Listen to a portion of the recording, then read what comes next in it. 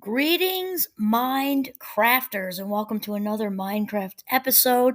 My name is Kimberly Quinn. I'm your hostess with the mostest. And, remember, I'm just big reminder here Minecraft is about becoming the boss of your brain. As thoughts come first, followed by feelings, and then actions. Therefore, what we think, what we allow in, is what dictates how we feel and how our day unfolds.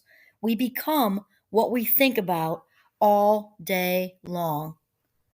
So, what I'd like to talk about today is sort of practicing maintaining in the eye of the storm. And we talk a lot about whatever we practice, whether it's positive or negative, right? We get better at. So we can get better at practicing the violin or get better at robbing banks as long as it's just true. Whatever we invest our energy in is what improves, right? It's what works out. It's what gets better. And so the eye of the storm, of course, is that specific spot that's sort of in the middle of the hurricane or the tornado that's um, calm and sort of isolated from the chaos. I'm just picturing a twister in my head right now, like the chaos of just insanely high winds, um, water, depending on what it is, water, dust, just swirly, swirly, swirly, while the middle stays completely kind of Zen monk calm. And my inspiration today is coming from Richard Carlson. It's interesting. Some of these oldies but goodies, I've got a lot of new people I'm listening to, just so many, and so many books. And I'm in a couple of very exciting entrepreneurial groups, and they're constantly, or we are constantly referring books to each other. And so there's all kinds of good stuff coming. And then it's kind of like that old Girl Scout song. Where does that go? Make new friends. We keep the old one is silver and the others gold. Forget I couldn't hit a note with I hit with a 2x4, so my apologies for that. But the point is that that's true with friendships, and for me, that's true with um, the people in my lives who aren't aware that they're in my life, like Oprah and Richard Carlson and Sarah Von Bresnick, and sometimes Julia Cameron with The Artist's Way, and then I've got all my new people, Joe Dispenza and Aaron Doughty, and all these people just providing so much wisdom. So anyway, Richard Carlson's books are they're the Don't Sweat the Small Stuff books, and they're kind of set up similar to Sarah Von Bresnick's. They're like one page maybe, and they just give you just enough, like as people say, nuggets. They give you nuggets. And so we're getting back to what we're talking about, which is remaining in the eye of the storm. You know, just sort of how nice it would be and can be and will be if we practice this. So when everything around us is crazy and turbulent, maybe even violent, right? And we stay in the center, calm and serene and removed from all of that that's going around us. And um it's amazing that Richard says that surprisingly enough, it's much easier than we might think, to for us to imagine being the eye of our human storm, right? The family storm, and being and just sort of maintaining that calm. And he says what it takes is intention and practice. That is absolutely true. And I know that those of you who have listened to the Minecraft episodes know that my everyday thing is gratitude. I do my gratitude journal, which is literally done before the microwave beeps with my hot tea. And then I'm out the door with Giovanni in the woods. I do my whole prayer thing, and I always set, how can I be of service? Because that's important to me too. And then I set an intention, and I sometimes think people just, like, I don't know, don't take it seriously or just poo-poo it. But setting a very deliberate intention in the morning has everything to do with how your day unfolds. Everything. We can't always control the curveballs that happen, the phone calls that happen, and changes that, happen in our schedule during the day, whatever. Though that intention is going to have that day unfolding much, much, much, much better than without one. I mean, we just know that to be true. So Richard talks about, let's kind of say you even have notice for the chaos.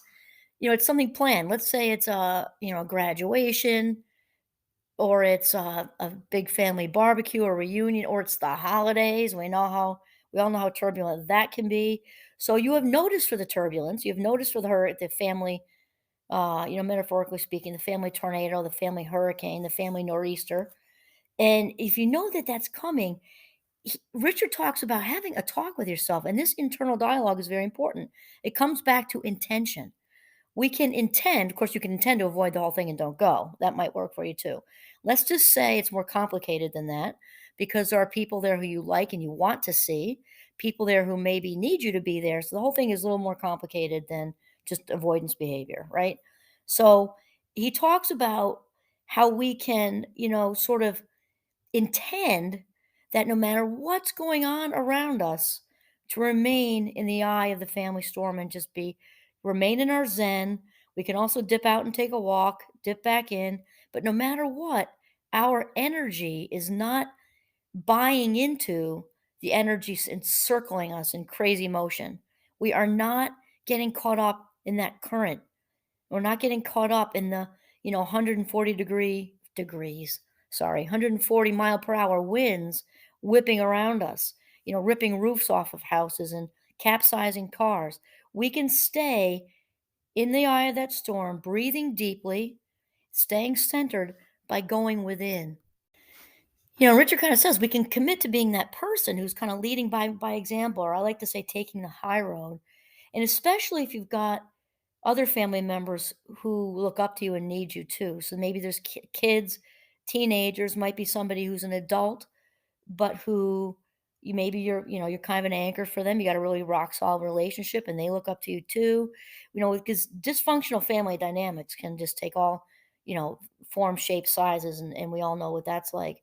If we can commit, and again, we're not saying this in an unhealthy codependent way and being everybody's everything and rescuing. No, it's actually the exact opposite. It's saying that going in, winning from within, going into your own authentic self, living within your frame, being that rock, and knowing, if you start to get jostled too, to get out of dodge, go outside, step into the restroom, even if you have to, because that's kind of an easy one, an excuse. Nobody says anything. You can go breathe and get centered. And the big emphasis on breathing, because that deep breathing, just that deep breathing is, remember, is a neurological reset, taking us out of the past or present and into the now, into that Zen place. Even if you're in the eye of the storm and the past and present is milliseconds, okay? Sorry, past and future are milliseconds away for you. You're right in it. You can still breathe deeply, even if you can get away for a minute, and return to that place of calm, that eye of the storm. And also, we talk about the practicing. So typically, just like learning to play the guitar, or line dancing or something, or taking up sign language, it's all in little bits, right? We don't just jump to, with the guitar and playing Margaritaville in after, 30 minutes of a lesson. No. So it's small bits. And so it's very important just to sort of mentally celebrate these little successes. If you got through even the mildest of family gatherings that just had a little bit of spice to it that you didn't like, but you did it, and you staying kind of anchored in that eye of the storm. Give yourself kind of some kudos. Give yourself some kudos and realize that each and every time you have success with this, and we're not looking for perfect, that is a very bad word. We're talking about it turned out better than maybe it used to, and you were calmer than you used to be. And just we're looking for better. We're looking for progress, not perfection. And that is a success. And all these little successes add up. They add up, and it's kind of like they go in the self-esteem bank. We get stronger and stronger and stronger. And what's also cool, um, I'm saying it in an authentic way, is we can also, when we get stronger, we can also, be stronger for others that might need us too. Not saying it in a codependent way, and be very careful. Just let's say they're kids or teenagers and like, wow, Uncle Johnny is the bomb. How did he handle that? And that gives them a visual for not getting caught up in all the mashugana. It's just because it just isn't necessary to get, and it can be so easy. We can just follow along with that like lemmings and just get all caught up in it all it takes is some intention, some deliberate intention, and then some follow through, and we can do it. And so notice when we're in the eye of the storm, we're very present moment oriented, and that's where the joy is. That's also where the power is. That kind of agency where we're feeling we're in our own authentic power place. There we go.